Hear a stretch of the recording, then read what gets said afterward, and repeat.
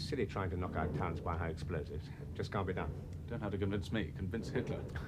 Wait till the Americans get the atomic bomb. Are you sure that they will? I wouldn't have volunteered for Los Alamos if I wasn't. So you don't think anything will come of Luke's affair? Oh, I wouldn't go as far as that. When he started talking, I thought he'd do himself a bit of no good. And now? I'd say in time, Master Luke might show a return for his money. But not as soon as he thinks. Well, that's it for tonight.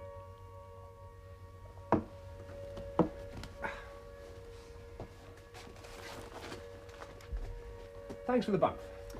Have a good trip.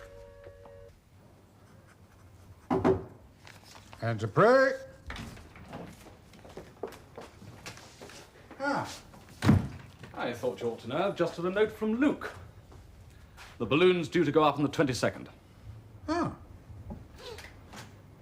Well, that should confound some of the doubters. Best wishes, Elliot. Please be so good as to convey my best wishes to all concerned. This may be a mildly epoch-making occasion. Hmm?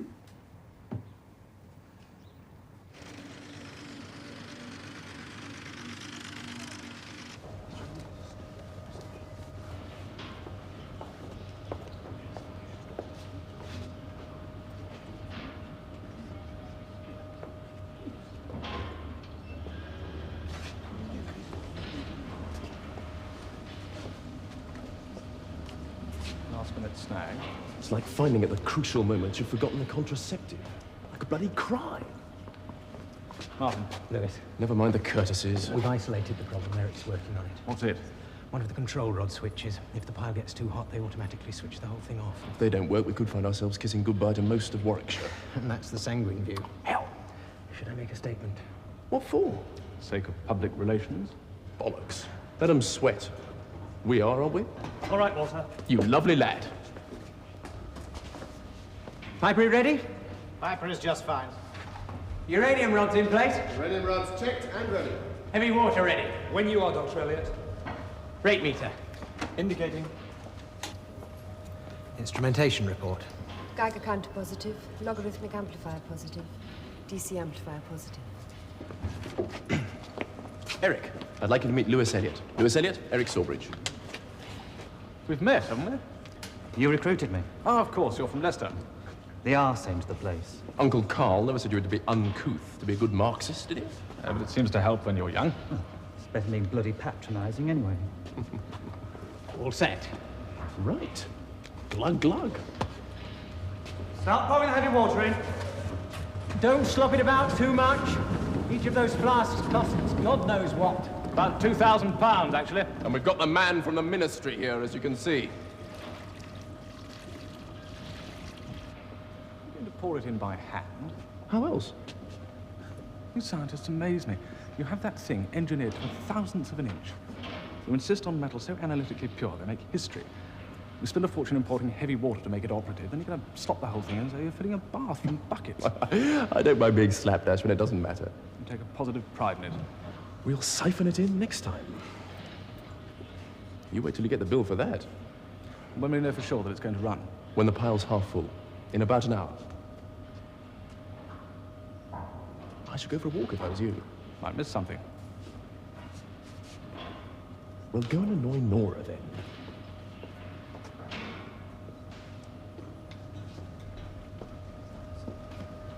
Nora, Lewis. your loving husband told me to come and annoy you instead of annoying him. Oh, he would, the rat. What are you doing? Reading the neutron flux. Uh-huh. Oh, you poor man. Well, the heavy water acts as a moderator, right? Well, as it's poured in, more and more neutrons are produced. These register them. I plot them on this. Pretty soon after it's half full, the point should reach here. And that's when the power should start to run. And the chain reaction begins. Well, if it doesn't, there's going to be egg all over Walter's face. Not only his.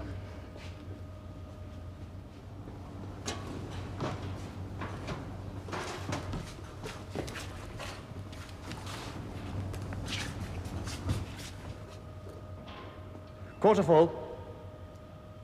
And another.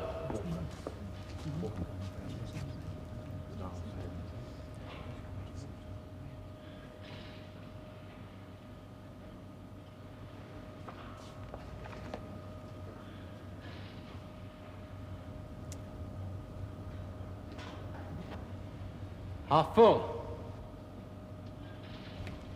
We're there, or thereabouts.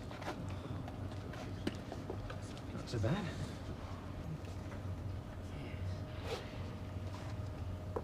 Slowly now, only when I say. One more flask.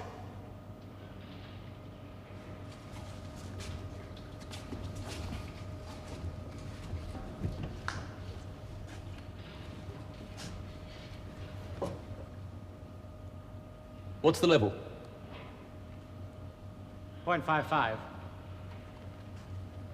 Let me see.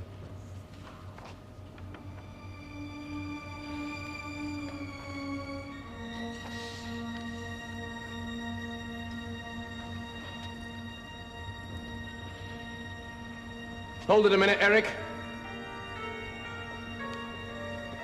You're milking it, Walter. Tell him not to leave it too long, Martin. You might lose your audience.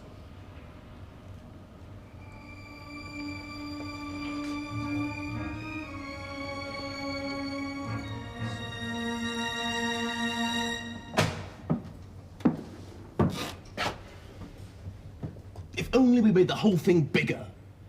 Yes, well, we didn't. How bad is it? Bloody bad. If only we made the thing 50% bigger, then whatever's gone wrong, it would have worked. We spoke too soon. You mean I never know when to keep my mouth shut?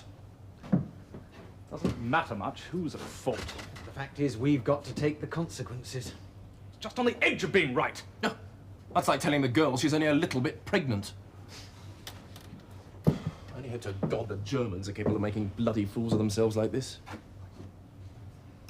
Why the hell didn't I get it quite right? Something's stopping the slow newts. Yes, but what? The heavy water's all right. The electronics are all right. The engineering's all right. Then it must be the uranium. Well, the test sample didn't show any impurities. Perhaps it wasn't big enough. Well, how big does a sample need to be, for Christ's sake? We were both surprised not to find a trace of gadolinium, for example. Do you think that's what's pitched us? I don't see what else could account for it. But for the sample not to have shown up anything, the quantity must be minute. For the want of a nail, the battle was lost. Do you think they've rumbled? Oh, I doubt it. I've got to go and tell them that their short-sighted, fatuous, bloody ignorant criticism has turned out to be right. Somebody's got to. Well, I can't do it. Then I will. No. I must do it. You've got more nerve than I have, but you'd be too diplomatic. It's a mistake to be diplomatic about a bloody fiasco, right? Probably. Although there's no need to be aggressively undiplomatic. You sit on the fence much harder, and you're liable to split right down the middle. Here we go.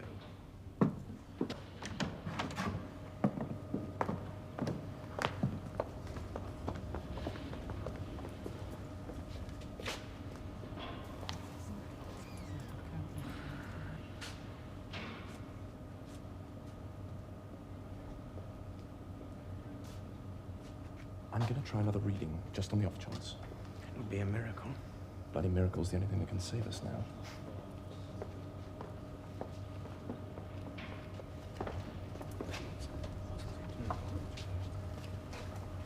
Start pouring again. Take her up to 0.6, Eric. Steady as you go. Coming up. 0.56. 0.57. 0.58. 0.59. 0.6. Hold it!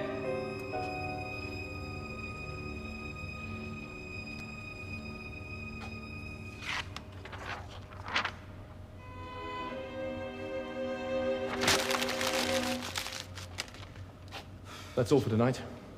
We'll get it right, but it's going to take some time. At the moment, it's a flop. We've spent the money. Otherwise, you could have it back at the box office.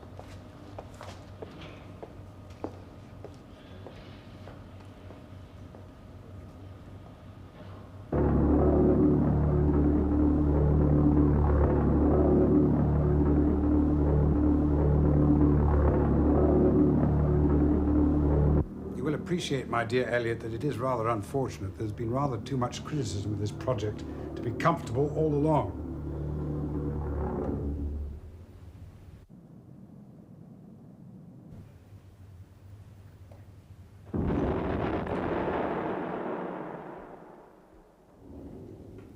I'm well aware of it.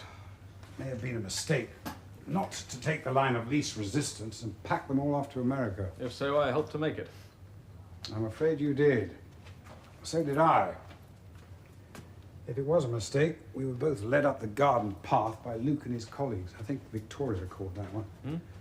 Why in the name of God do they all talk so much and do so little? However, all that can wait. Now I should like to benefit from your advice. What do you suggest as the next step? Well, there are only two choices. You either break up the Barford project and send the scientists over to work on the Manhattan project, or you reinvest in Luke. That seems both accurate and succinct. What, in your judgment, would be the sounder step? I'm not impartial. If we break up Barford, it'll be an open failure for my brother as well as Luke. I recognize the human consideration. And I should think the less of you if you can't eliminate it when framing your advice. Most people down there believe the power will run in the end. And with the present level of resources, it'll take months or perhaps years if the diagnosis is wrong. Now, there's a chance. How good, I can't guess. We could speed up the project by giving Luke even more men, even more money. I'm against any compromise. You've either got to show some faith now or give up the British bomb.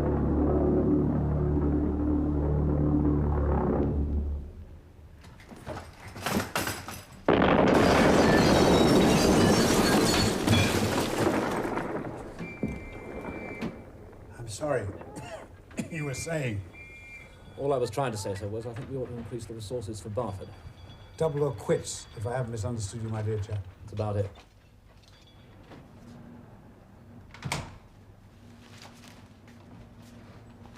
What can I do for you, Captain Hook? I shall be pleased if that joke proves less indestructible than Peter Pan.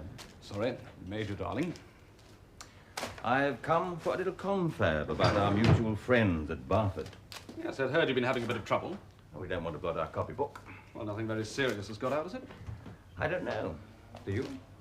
If one thing gets out, another can. That's why we're hot and bothered. Do you know anything of a young man called Sawbridge? Well, I was present at his interview. Seen him a couple of times since. I didn't find him very forthcoming. Oh, I just thought you might have known him at home. Hardly. I left Leicester for London in 1927. Sawbridge must have been about, what, 8 or 9? And in his own inimitable words, from the arse end of town. No, Martin's much more likely to have known him. Oh, we haven't forgotten your brother, M.F. Elliot. I expect you're wondering what all this is in aid of. If that doesn't incriminate me. Well, there are one or two straws in the wind. We have an idea that the young man may not have been altogether wise. Have you got anything definite against him? 2 facts. Number 1, he attended anti-war meetings in 1940 and 1941. Number 2, he was a member of the Communist Party at university. It's a free country. Small thanks to our communist friends. All I'm suggesting is that he seems to have gone off the rails a bit.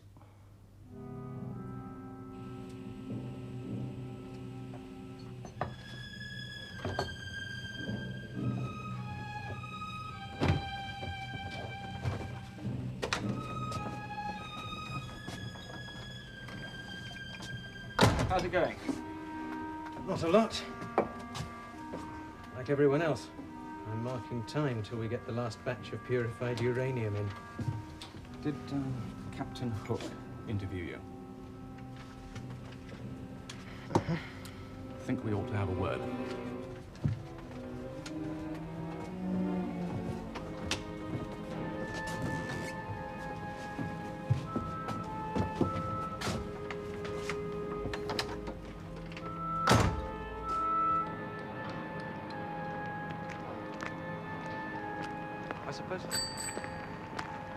I suppose he told you about Sawbridge. Yes. How much is there in it? If you mean that our security service has cleverly found out that Sawbridge is left-wing, that's not exactly news. If Captain Hook and his friends intend to eliminate all the left-wing people working on fission here and in America, there won't be enough of us left to finish the job. Do you think that Sawbridge has parted with any information?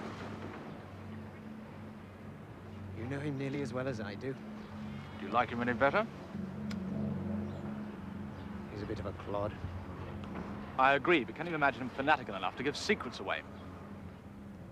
Under some circumstances, I can imagine better men giving them away. Can't you? Anyway, you ought to know that to a scientist, secrecy is evil. Even if in time of war, it's a necessary evil. Science is, by definition, universal. That's why it conquers. If it dwindles away into little secret groups, hiding their results from each other, it'll become no better than a set of recipes. Within a generation, it will have lost all its ideals and most of its efficacy.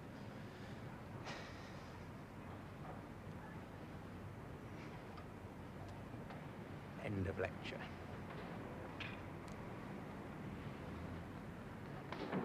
Arthur Mountain is coming to dinner, by the way. Oh, good.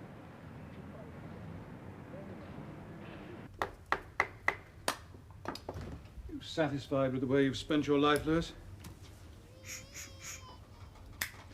I only ask because I've been examining my own. Well, what made you a scientist? Oh, I think I was born one. I don't remember ever making a conscious decision, but if I had to justify it... Irene says to say goodnight. She all right? Yeah, fine. A bit tired, that's all. Well, she's had some bad nights lately with the baby not sleeping. I don't suppose you deign to answer your son and heir's midnight appeals? I would, it's just that I seem to sleep through them. Typical chauvinist. Arthur was just about to justify being a scientist. Oh, I don't think I can. And all I know is that science has been the one permanent source of happiness in my life.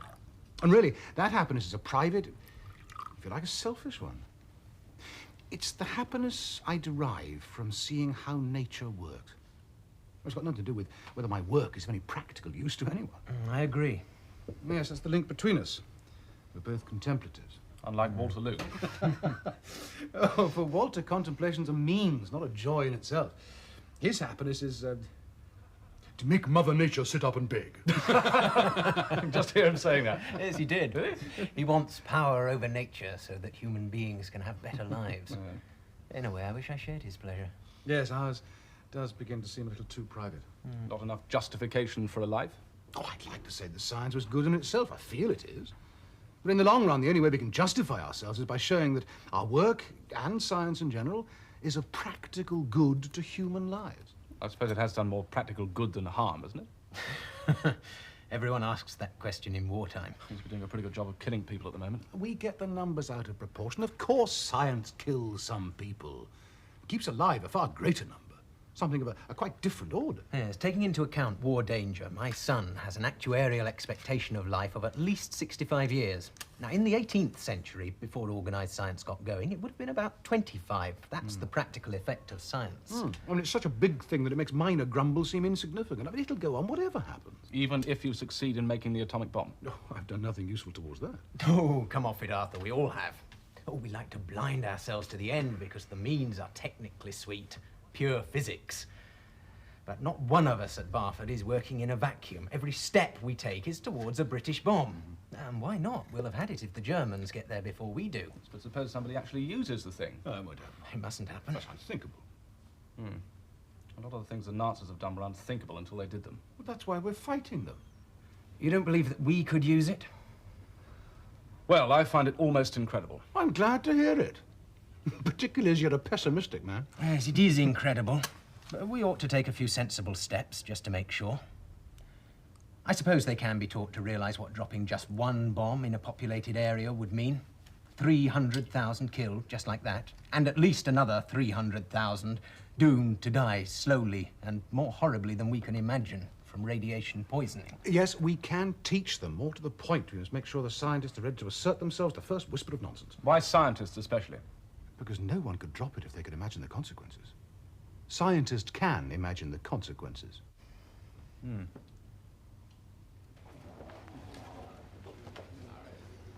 For years now, Luke and his colleagues have been making increasingly strident and extravagant demands to enable them to deliver themselves of a controlled chain reaction. Yes. The end of that process will be the manufacture of quantities of plutonium. Well, yes or no? Yes. The sole purpose of this elusive product being to allow us to manufacture a British atomic, or more correctly, fission bomb. Once again, yes or no? Yes. To this end, you, and I have had to endure skepticism, criticism, and indeed derision as they lurched their way from one embarrassing fiasco to another. The question is rhetorical. I gathered. And now they may be within sight of success. You're telling me that they are seriously concerned about the hypothetical use to which we may one day put the fruits of their endeavor. That's right. Seems to me almost unbelievably academic. Men don't change because the issues they decide are bigger scale. The trouble is that scientists talk too much. It leads to this sort of agonized speculation about ethical dilemmas which might never arrive. This one does. Our masters will cross that bridge when they come to it.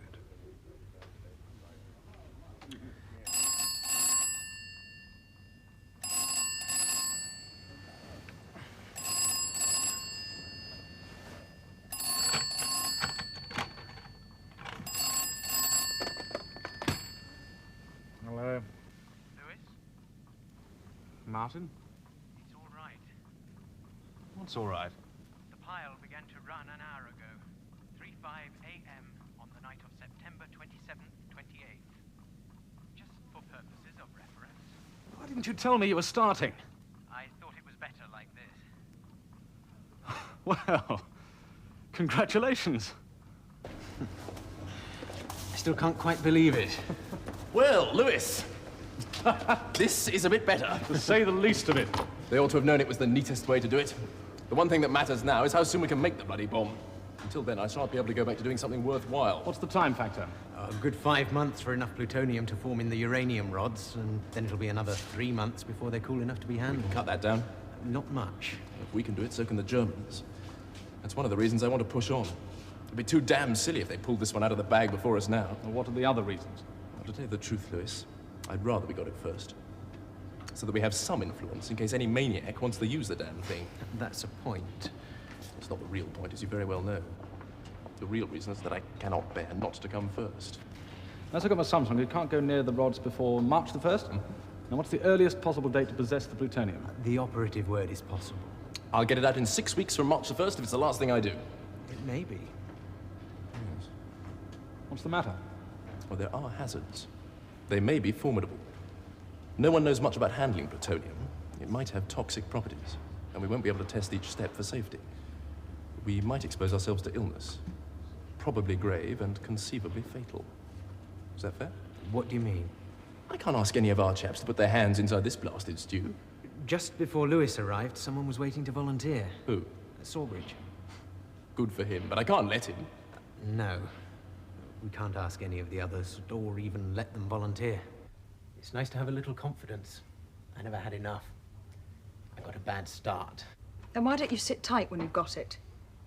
It's not so easy. Just when we're getting everything we wanted, you're ready to throw it away. We've talked this out, haven't we? I can't let you go on with this madness. Do you expect me just to sit quiet and wait for the end of the war to stop you risking your life to get out this plutonium a few days ahead of schedule? I suppose if the war does end, you will have a glimmer of sense. If the war ended, there wouldn't be any necessity to go so fast. I shouldn't be sorry if the necessity didn't arise. You know you're frightened. I'm extremely frightened. Then why don't you think of yourself? I've told you. Why don't you think of me? I've told you that, too. All you've done is to think of Lewis. Well, I don't think I've influenced I this. don't mean you, I mean our son. Do you believe it's enough just to insure yourself for him? I mean, do you believe it really matters whether he goes to the sort of school that you two didn't go to? I wish I could do more for him. To think that I gave up my life in London to marry you. I could have had any man I wanted. And I did. As you've told me. And you minded. Yes, I minded the fact that you had lovers. But now you've got me good and trapped. You just don't care anymore. I no longer feel driven to look after you, that's all. I want you to be happy. I've made arrangements for you in case I get incapacitated or killed, but I'm sorry. The only fear that counts, beside my own animal fear, is of what my death may do to my son. Can't you make him behave decently? I have no authority to interfere. Thank you.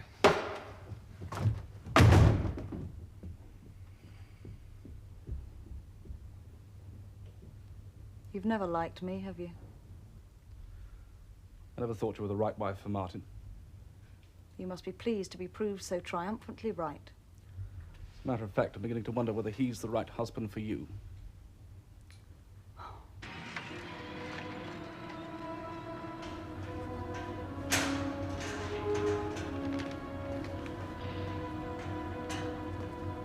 I've decided to accept Eric's offer after all.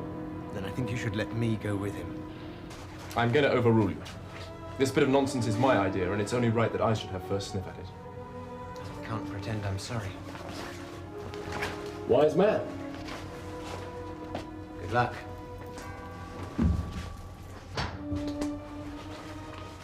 Come on, Eric.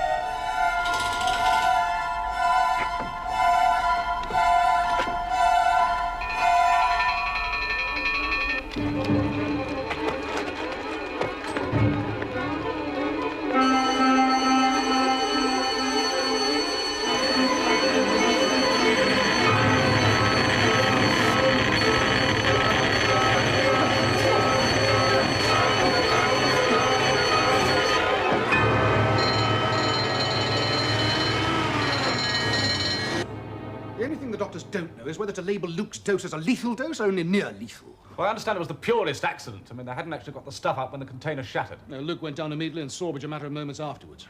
Mercifully, in the interim, he managed to drag Luke clear and sound the alarm. But it oughtn't to have happened, Lewis. It oughtn't to have been allowed to happen to anyone, let alone someone we can't spare. Some of you people ought to have realized he's one of the men we cannot spare. I should like anyone who's ever talked about using the nuclear bomb to take a look at Luke now.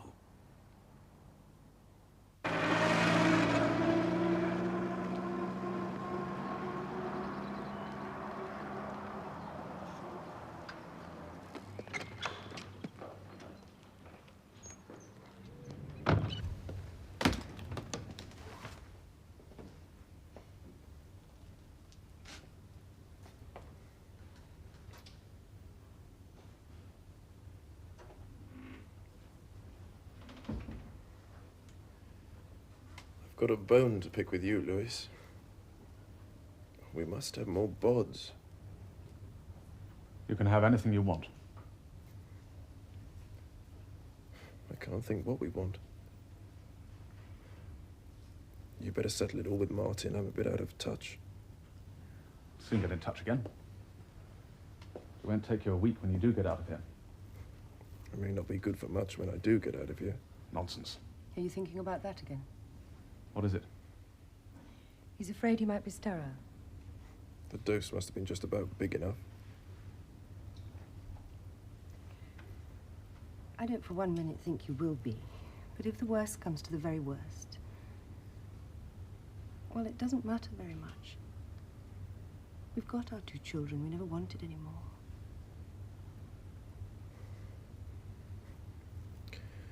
There must be a chance that some of this stuff will have settled in the bone. I wish I could tell you that there wasn't. If I get over this boat, I'll have that hanging over me.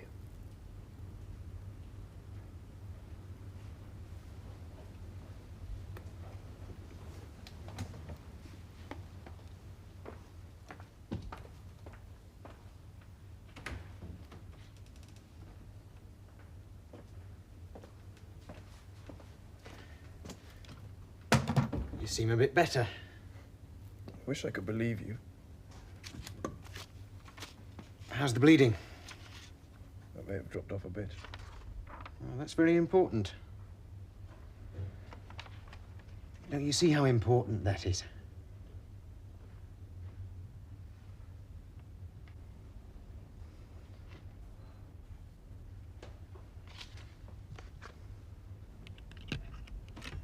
Retiring you. We'll let you get some sleep, like Eric here. I'm not asleep. How are you? All right. Yes, the figures look encouraging. Never been as bad as he was. We've been worried about you all the same. You needn't have bothered. That was a brave thing you did. Balls.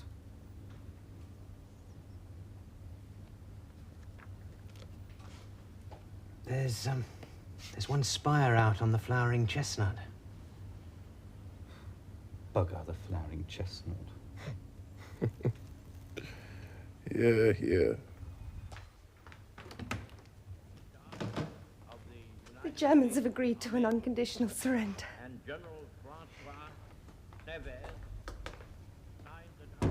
What timing? Yes. That puts the tin lid on it. This project's been a cock-up from beginning to end. Dr. Pearson? Eric? I have a piece of information that I'm to give to you. Yes. I've no authority to give it to anyone else. I take it this information is to go to the committee. The sooner the better. Then I can authorize you to speak in front of Elliot. He is part of the secretariat of this committee, and in any case, I should have to pass the information at once. Well, as long as it's understood that this is for the committee and for no one else in this country. We take that point, Dr. Pearson, but many, many thanks for your precaution. Well then.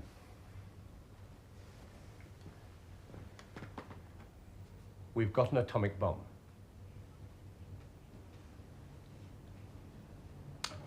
Have you indeed? I must congratulate you most sincerely and our American colleagues. We're just putting the finishing touches to the hardware. It's nearly ready for delivery. What happens now? Well, before we make any more, there are lots of loose ends to tie up. No, I didn't mean that. Pretty soon you'll have 2 or 3. Well, what happens to them? They're going to explode one in the desert soon, just to see if it goes off all right.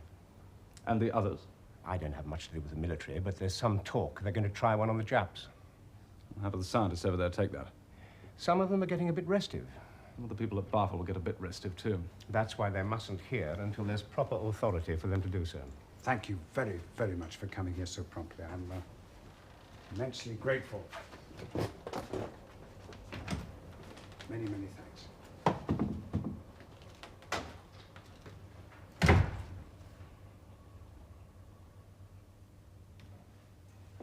I must say, I'm sorry we didn't get in first. Yes.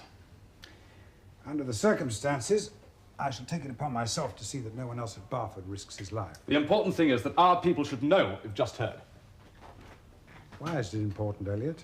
Oh, I think I can go some of the way with you.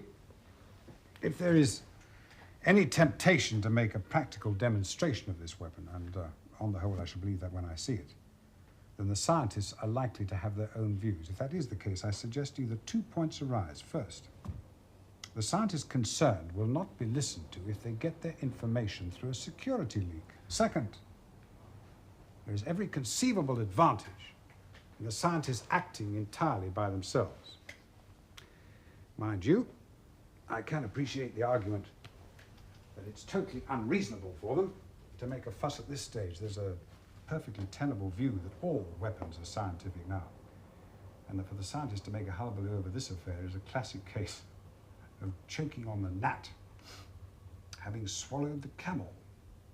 I can't see it as quite so simple. No. There are times, it seems to me, when events get too big for men. That may conceivably be the trouble with us all. If that is the case, the only course that I can see is to play one's particular game according to the rules.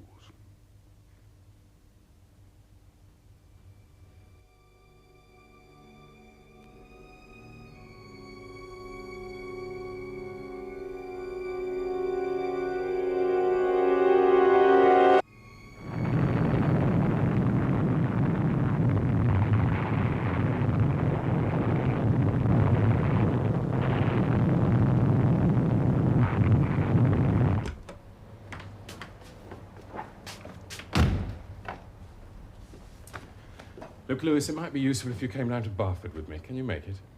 When? At once. Oh, I'd imagine you'd suggest it if you didn't think it necessary. All right. Good work. Anything new happening? Slightly. We've just had a signal from New Mexico. It went off? Oh, yes. It went off. What happens now? I wish I knew.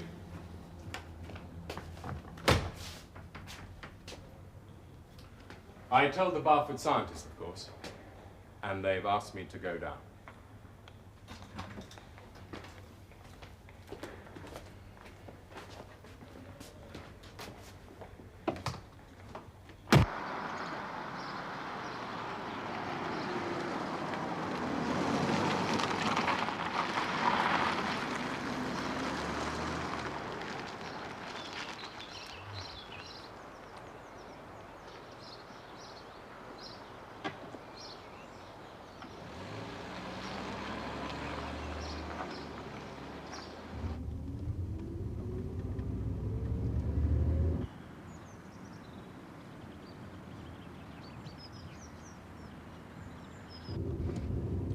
Why do they want me? I'm not sure that they do, but I thought you might help. In what way? In case they try to do something silly. I don't mind them doing something silly if it achieves the object. But I'm afraid they'll do it because there's nothing else to do.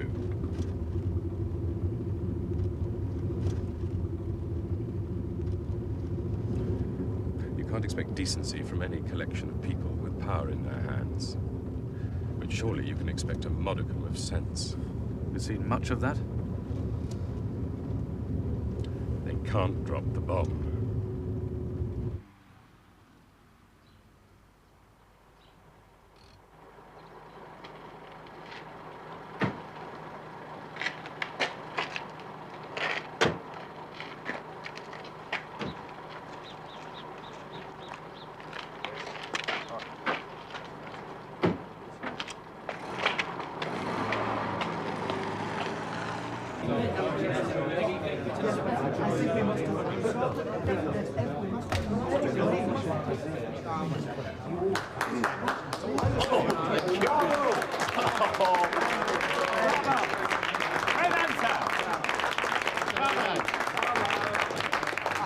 Have we had details of the American test? All I know is that the bloody balloon went up all right. Frightened the shit out of some Pity of it wasn't yours.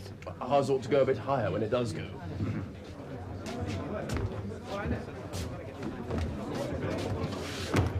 Gentlemen, ladies.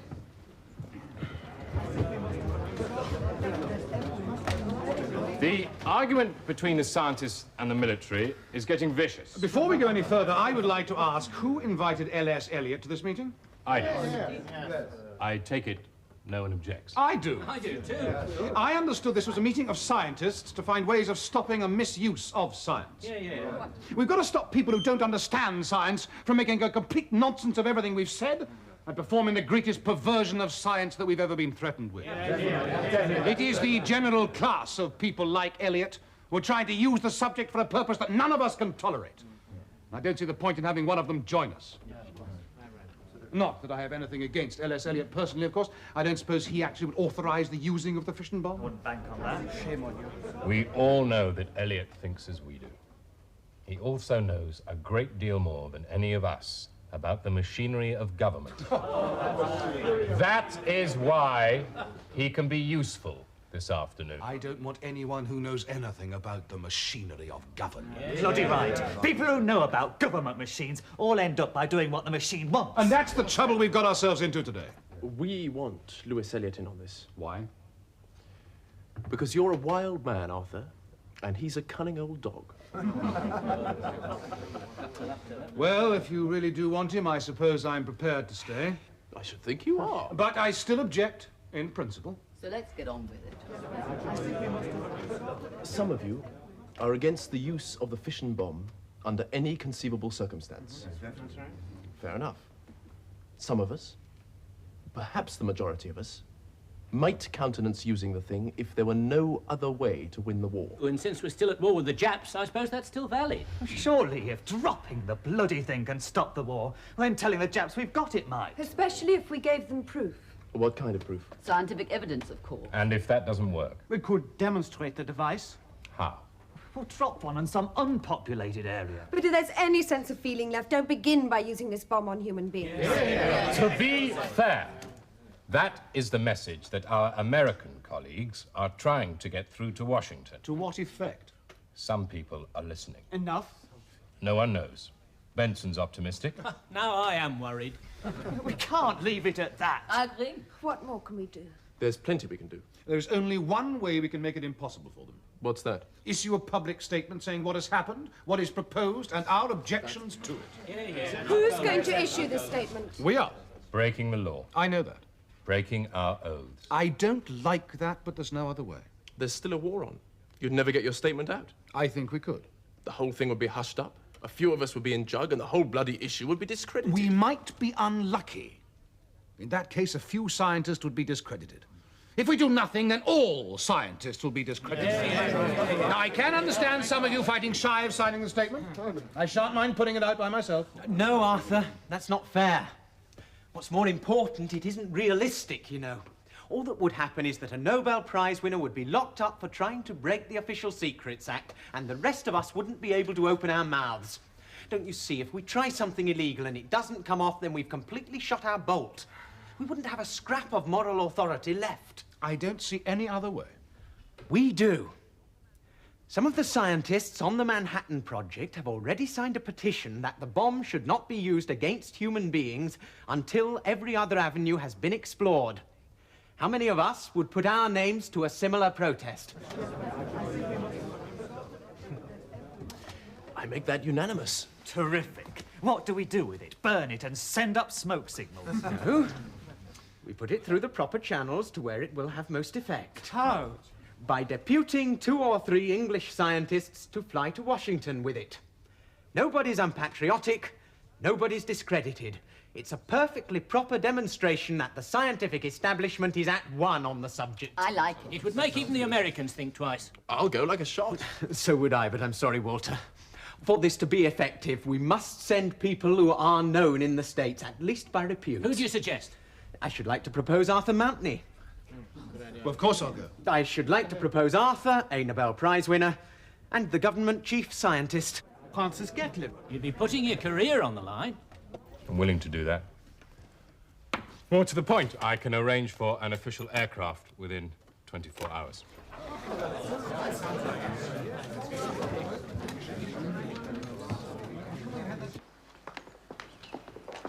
Make a team yet.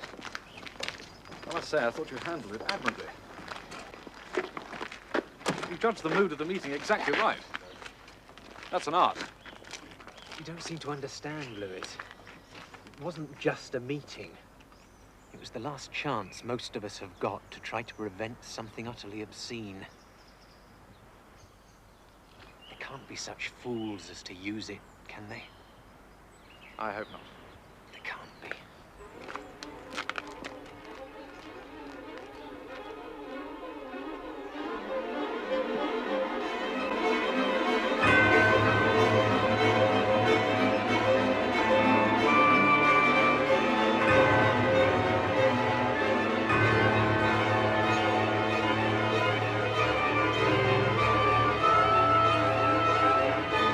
Scientists, British and American, have made the atomic bomb at last.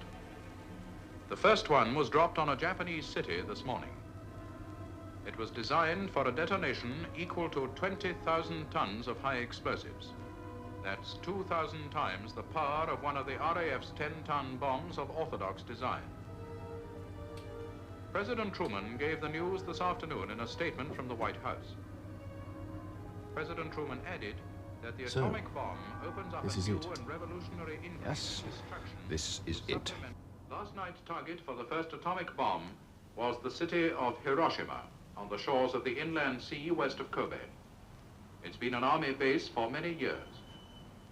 After the bomb had landed, airmen reported that Hiroshima was completely hidden by an impenetrable cloud of smoke and dust. President Truman's statement said that America is now prepared to obliterate every productive enterprise the Japanese have got above ground. It was to spare the Japanese people from utter destruction, he said, that the ultimatum of July the 26th was issued at Potsdam. The Japanese leader promptly rejected the ultimatum. But if the Japanese do not now accept our terms, they may expect a rain of ruin from the air, the like of which has never been seen on this earth.